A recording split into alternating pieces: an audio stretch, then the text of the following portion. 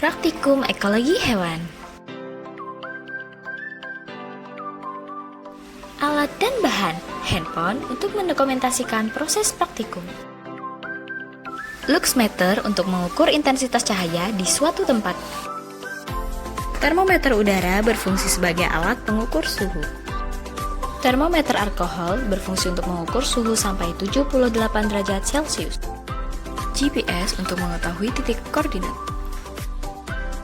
Soil tester, alat untuk mengukur 3 nilai parameter yang terdapat dalam tanah, yaitu kelembaban, suhu, dan pH tanah.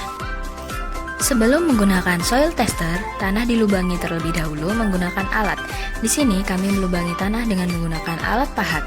Masukkan elektroda logam meteran di tanah sepenuhnya, sementara posisi elektroda sedekat mungkin dengan akar tanah. Divisi skala berkisar dari 1 sampai 8 yang masing-masing berbunyi nilai kelembaban sesuai dengan kondisi tanah. Pada pengamatan yang telah dilakukan, terlihat sebelum diaktifkan tombol on-off, pH-nya adalah sebesar 6,2 sedangkan kelembabannya yaitu 3,5. Setelah soil tester dihidupkan dan dibiarkan selama beberapa menit, pH yang tampak adalah 5,3 sedangkan kelembabannya adalah sebesar 4. Prinsip kerja termometer ini yaitu raksa dalam pipa termometer akan memuai jika dipanaskan. Pemuaian mendorong kolom cairan air raksa keluar dari pentolan pipa menuju ke pipa kapiler yang akan menunjukkan suhu pada kaca termometer. Maka dari pengamatan yang telah dilakukan, mendapatkan hasil bahwa dry menunjukkan di angka 31 dan wet menunjukkan di angka 26. 31 dikurang 26 sama dengan 5, maka hasil kelembabannya adalah sebesar 61. Termometer alkohol digunakan untuk mengukur suhu yang rendah karena titik beku alkohol sangat rendah. Titik beku alkohol lebih rendah daripada air raksa. Ketika suhu meningkat, alkohol atau air raksa yang berada di dalam wadah akan memuai sehingga panjang kolom alkohol atau air raksa akan bertambah.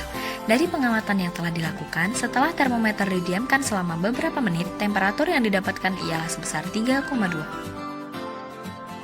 Prinsip kerja dari luxmeter adalah mengubah energi foton menjadi elektron. Cahaya akan menyinari sel foton yang kemudian akan ditangkap oleh sensor sebagai energi dan diteruskan oleh sel foton menjadi arus listrik. Makin banyak cahaya yang diserap oleh sel, maka arus yang dihasilkan lebih besar. Dari hasil pengamatan yang telah dilakukan, didapatkan hasil cahaya sebesar 569. Selanjutnya, untuk hasil mengenai hewan-hewan yang berada di lokasi pengamatan, kami mengidentifikasi 5 jenis hewan. Yang pertama, hewan yang ditemukan adalah tahi bintang atau sejenis kaki seribu. Kondisi yang diamati yaitu faktor iklim mikro, faktor geografis, dan faktor edapis dan sifat kimia tanah. Adapun cahaya yang didapatkan adalah 569, temperatur 3,2, kelembaban udara 61, temperatur tanah 4, dan keasaman tanah 5,3. Sumber daya yang berada di lokasi adalah serasah atau tumbuhan yang sudah mati. Interaksi yang teramati adalah tahi bintang yang mencari tempat untuk hidupnya, serta memanfaatkan serasah atau kayu yang sudah mati sebagai sumber daya. Sedangkan tanah dapat dikategorikan sebagai kondisi serta tempat perlindungan bagi tahi bintang. Namun, kompetensi akan terjadi juga apabila sumber daya yang ada semakin sedikit jumlahnya. Karena di tempat tersebut juga banyak hewan yang menjadikan serasah dan daun sebagai sumber daya. Lokasi pengamatan dilakukan di Kebun Botani Universitas Sriwijaya. Hewan yang kedua adalah laba-laba peloncat. Kondisi yang diamati adalah faktor iklim mikro, faktor geografis, dan faktor edapis dan sifat kimia tanah. Adapun cahaya yang didapatkan adalah 569, temperatur 3,2, kelembapan udara 61, temperatur tanah 4, dan keasaman tanah 5,3. Sumber daya yang berada di lokasi adalah daun atau tumbuhan serasah. Interaksi yang teramati adalah pada laba-laba peloncat. Yang diamati ialah laba-laba melakukan unjuk kekuatan yang membuat mereka terlihat besar dan lebih bugar. Dan dengan tindakan tersebut, mereka dapat mengakses sumber daya tanpa harus bertarung. Lokasi pengamatan dilakukan di Kebun Botani Universitas Sriwijaya. Hewan yang ketiga adalah semut. Kondisi yang diamati yaitu faktor iklim mikro, faktor geografis, dan faktor edapis dan sifat kimia tanah. Adapun cahaya yang didapatkan adalah 569, temperatur 3,2, kelembapan udara 61, temperatur tanah 4, dan keasaman tanah 5,3. Sumber daya yang berada di lokasi adalah daun serasah.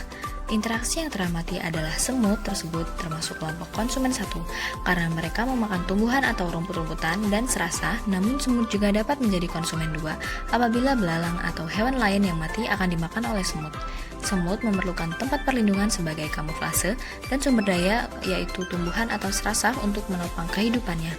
Mereka akan berinteraksi jika kedua unsur tersebut ketersediaannya menipis seperti karena tumbuhan atau serasah di sekitar pohon dibersihkan oleh manusia sehingga timbul kompetisi. Lokasi pengamatan dilakukan di Kebun Botani Universitas Sriwijaya. Hewan yang keempat adalah belalang. Kondisi yang diamati yaitu faktor iklim mikro, faktor geografis, dan faktor edapis dan sifat kimia tanah. Adapun cahaya yang didapatkan adalah 569, temperatur 3,2, kelembaban udara 61, temperatur tanah 4, dan keasaman tanah 5,3. Sumber daya yang berada di lokasi adalah daun atau tumbuhan. Interaksi yang teramati adalah belalang termasuk kelompok konsumen 1 karena mereka memakan tumbuhan atau rumput-rumputan. Belalang butuh tempat perlindungan sebagai kamuflase dan sumber daya, yaitu tumbuhan atau serasah, untuk menopang kehidupannya.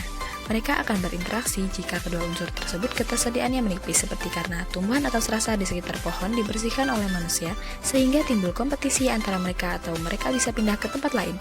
Lokasi pengamatan dilakukan di Kebun Universitas Sriwijaya.